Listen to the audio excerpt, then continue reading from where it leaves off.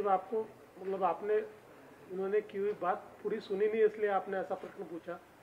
उन्होंने कहा कि उस समय भी आयुष्मान भारत योजना के तहत अच्छा काम हुआ, ये मंत्री जी ने कहा था, इसलिए आप उसको जनरलाइज मत कीजिए। देवेंद्र जी, आज की जो मीटिंग हुई है इसको लेकर महाराष्ट्र प्रशासन की किस तरह से तैयारियां होंगी, क्योंकि केंद्र से भी आपको एक अच्छा समर्थन हासिल है? मी पहिल्यांदा माननीय मनसुखभाई मांडविया केंद्रीय आरोग्य मंत्री यांचे आभार मानतो की एक अतिशय चांगली बैठक आज आरोग्य क्षेत्राकरता त्यांनी घेतली आहे।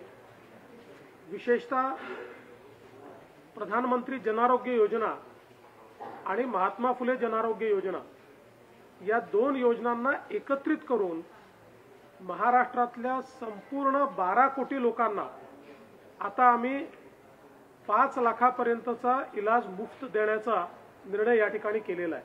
काय तुम्ही अजूनही पालकत्वाची वाट पाहताय? आजच आपले पालकत्वाचे स्वप्न पूर्ण करा। ओएसिस फर्टिलिटी सह विश्वसनीय वंध्यत्व निवारण तज्ञ। अपॉइंटमेंटसाठी कॉल 9015245245। त्यामुळे युनिव्हर्सलायझेशन ऑफ हेल्थ केअर हे पहिल्यांदा महाराष्ट्रामध्ये होत आहे आणि त्याच्यामध्ये केंद्र सरकार देखील वाटा उचलत आहे। त्यामुळे महाराष्ट्रावरचा एक भार त्या माध्यमातून कमी होणार आहे। यामध्ये हॉस्पिटलची संख्या आम्ही वाढवतो। केंद्र सरकार आमच्या जुन्या योजनेमध्ये 950 केवळ आजार होते, केंद्र सरकारच्या योजनेमध्ये 1900 आजार आहेत।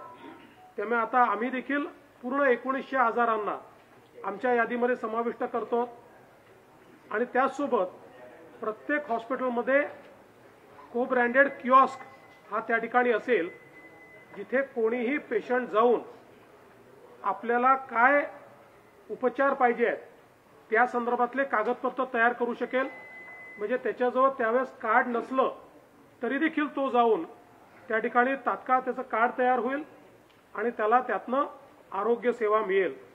त्यामुळे मला असं वाटतं की एक अत्यंत महत्त्वपूर्ण पाऊल 12 कोटी लोकांना 5 लाखापर्यंत मोफत इलाज देण्याच्या संदर्भात आज या ठिकाणी आपण उचललेला आहे आणि आपण त्याची घोषणा बजेटमध्ये केली होती। आता कॅबिनेटचा निर्णय देखील येतोय, पण त्याच्यामध्ये केंद्र सरकारचा एक मोठा वाटा आपल्याला मिळतोय, ज्याच्यामुळे महाराष्ट्र सरकारवर जो आर्थिक बोजा आहे तो कमी होणार आहे।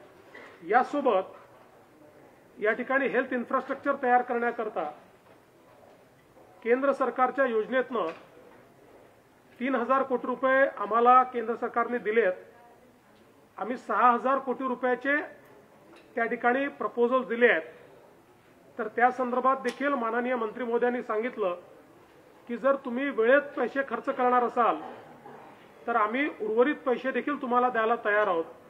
यामुळे मोठ्या प्रमाणात ग्रामीण भागामध्ये हेल्थ इन्फ्रास्ट्रक्चर तयार करण्याकरता केंद्र सरकारची एक मोठी मदत मिळणार आहे। आमचा प्रयत्न असा असणार आहे की आता को ब्रँडेड कार्ड जे आम्ही देतो, ज्याच्यामध्ये केंद्राची योजना आणि राज्याची योजना, तर आमचा प्रयत्न असेल की ऑगस्टमध्ये किमान 1 कोटी लोकांना हे कार्ड मिळालं पाहिजे आणि येत्या 6 महिन्यामध्ये 10 कोटी लोकांपर्यंत हे कार्ड आम्हाला देता आलं पाहिजे। अशा प्रकारचा प्रयत्न आमचा असणार आहे।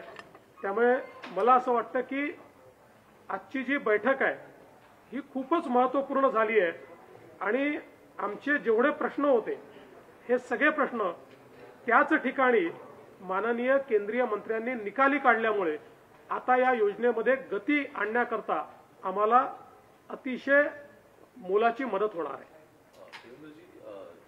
आरोग्य खात्याने मधल्या काळात जे प्राधिकरण केलेलं होतं की मेडिसिनच्या प्रोक्युरमेंट संदर्भात त्याच्याशी आणि या सगळ्याचं काही हे आहे का? आणि आणखी इन्फ्रास्ट्रक्चर जे आपण म्हणतोय ते इन्फ्रास्ट्रक्चर बिल्डिंगसाठी येणाऱ्या काळात जी कंत्राट असतील त्याच्या संदर्भात कुठल्या प्राधिकरणाचा निर्णय का?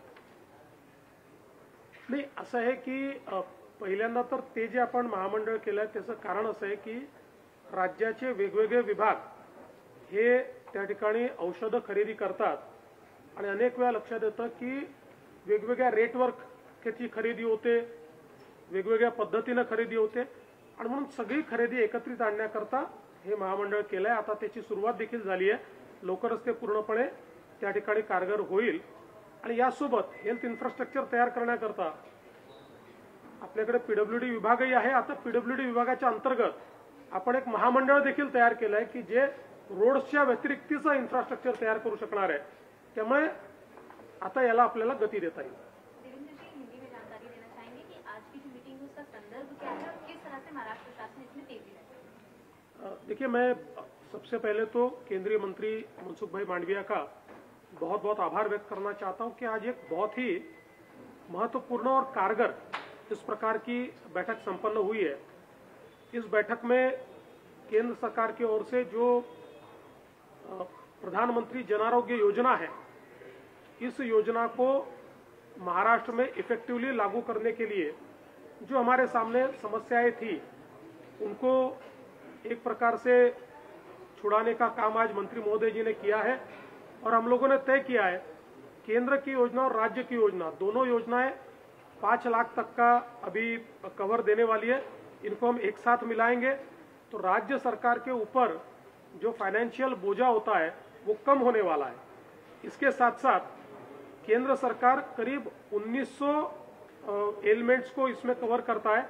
हम केवल 950 को करते थे, तो हम लोग अब राज्य की योजना में भी करीब 1900 अलग अलग प्रकार के जो रोग है उनको कवर करेंगे.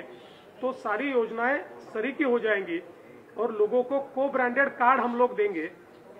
हर हॉस्पिटल में एक को ब्रांडेड कियोस्क रहेगा जहां पर कोई भी व्यक्ति जाकर अगर उसके पास कार्ड भी नहीं है तब भी वो वहां जाकर अपना कार्ड बना पाएगा.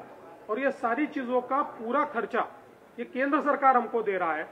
इसके साथ साथ केंद्र सरकार ने हमको इंफ्रास्ट्रक्चर तैयार करने के लिए एक 3000 करोड़ रुपया अलग से दिया है.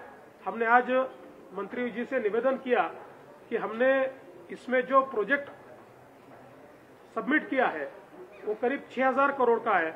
तो मंत्री जी ने हमको आश्वस्त किया है कि आप अगर समय पर पैसा खर्च करोगे तो जितना पैसा आप मांगोगे उतना भारत सरकार आपको देगी. तो मुझे ऐसा लगता है कि इसके कारण हम हेल्थ इंफ्रास्ट्रक्चर तैयार करने में भी बहुत तेजी से काम कर पाएंगे. इसके साथ साथ ये जो को ब्रांडेड कार्ड है इसको भी तेजी से लोगों तक पहुंचाने का प्रयास हमारा होगा. और हम प्रयास करेंगे कि अगस्त के महीने में कम से कम 1 करोड़ लोगों को हम ये को ब्रांडेड कार्ड दें. जैसा आप सब जानते हैं कि पहले हमारी जो योजना थी ये योजना चंद लोगों के लिए थी, लेकिन अब महाराष्ट्र की नई सरकार ने इस योजना का यूनिवर्सलाइजेशन किया है और अब पूरे 12 करोड़ लोगों को 5 लाख तक हम लोग ये हेल्थ केयर फ्री दे रहे हैं. और इसमें केंद्र सरकार के मदद के कारण अब हमारे ऊपर जो आर्थिक बोझ है वो भी बहुत कम होने वाला है. इसलिए मैं केंद्र सरकार का बहुत बहुत आभार व्यक्त करता हूँ. आखिरी सवाल आपसे लेना चाहेंगे कि एक तरफ महाराष्ट्र की जो विपक्ष पार्टियां हैं उनमें अंदरूनी दूरी नजर आ रही है और विपक्ष की एक महागठबंधन की सरकार को तैयार करने के लिए विपक्ष की बड़ी बैठक हो रही है, उसको कैसे देखते हैं? देखिए, मैं तो इतना ही कहूंगा, इन्होंने नाम तो दिया है मोदी हटाओ का, लेकिन ये जो गठबंधन हो रहा है ये परिवार बचाओ का गठबंधन है. सारी परिवारवादी पार्टियां एक साथ मिलकर अपने परिवार को बचाने के लिए गठबंधन कर रही है. और मैं तो देखकर इस बात पर अचंभित भी हूं कि जो उद्धव ठाकरे जी रोज हम पर तंज कसते थे कि आप लोग महबूबा मुफ्ती के साथ गए, आप महबूबा मुफ्ती के साथ गए, अभी वो महबूबा मुफ्ती जी के बाजू में बैठकर अलायंस करने की बात वहां पर कर रहे हैं. तो देखिए, कुल मिलाकर ये सारी पार्टियों के ध्यान में आया है कि प्रधानमंत्री मोदी जी ने 9 साल में जो काम किया है, जब वो चुनाव के लिए जाएंगे उस समय भारत उनके पीछे पूरी ताकत से खड़ा होने वाला है. और इसलिए अपनी परिवारवादी पार्टियों को और अपने परिवार को सत्ता देने के लिए ये सब लोग एक प्रयास के रूप में एकत्रित आ रहे हैं. लेकिन ऐसा ही प्रयास 2019 में भी इन्होंने किया था, कोई फायदा नहीं हुआ. 2024 में भी इसका फायदा नहीं होने वाला है. लोग मोदी जी के साथ हैं. मोदी जी के नेतृत्व में भारतीय जनता पार्टी और एनडीए ये बहुत अच्छे तरीके से और पिछले बार से भी ज्यादा सीटें लेकर चुनकर आएगा, ये मेरा विश्वास है। आणि महत्त्वाचं म्हणजे उद्धव ठाकरे यांच्या बाजूला या सगळ्या बैठकीत खरं म्हणजे पाटण्याला जी बैठक आहे ती मोदी हटाव बैठक नाही आहे, परिवार बचाव बैठक आहे। सगळ्या परिवारवादी पार्ट्या एकत्रित आल्या आहेत आणि आपला परिवार कसा वाचू शकेल आणि आपल्याच कुटुंबाकडे कशी सत्ता राहू शकेल याकरता हे सगळे लोक एकत्रित आले आहेत। कारण यांच्याकरता या ठिकाणी राज्य चालवणं हा धंदा आहे, हे त्यांचं प्रोफेशन आहे आणि भारतीय जनता पक्षाकरता आणि मोदीजींकरता ती सेवा आहे।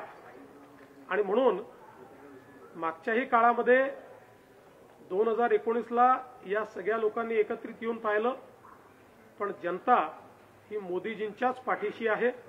आणि आता तर 2024 मध्ये मागच्या वेळेपेक्षाही जास्त ताकदीने जनता मोदीजींच्या आणि एनडीएच्या पाठीशी उभी राहील।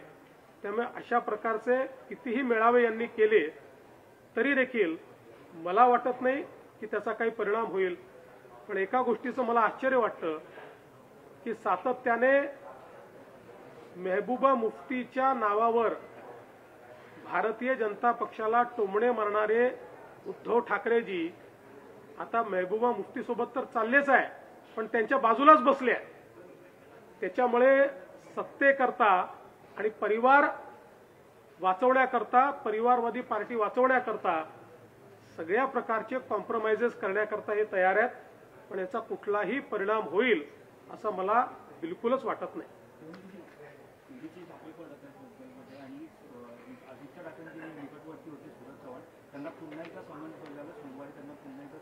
नाही, या संदर्भात सगळी माहिती ईडी आपल्याला देईल, माझ्याकडे काही त्यातली सगळी माहिती नाही, त्यामुळे त्या संदर्भात मी आता काही बोलणार नाही।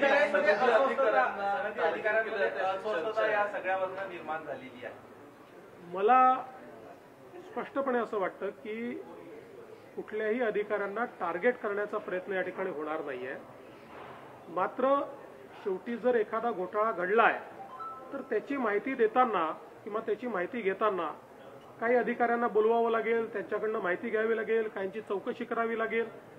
शेवटी घोटाळा तर घडलाय, ते दिसून पडतंय। आणि कोविडच्या काळामध्ये इतका मोठा घोटाळा करणारे म्हणजे ज्यांनी प्रेताच्या टाळूवरचं लोणी खाल्लेलं आहे अशा लोकांना सोडून तर देता येणार नाही। त्यामुळे आता त्या संदर्भात जी काही चौकशी आहे ती चौकशीच्या पद्धतीने होईल।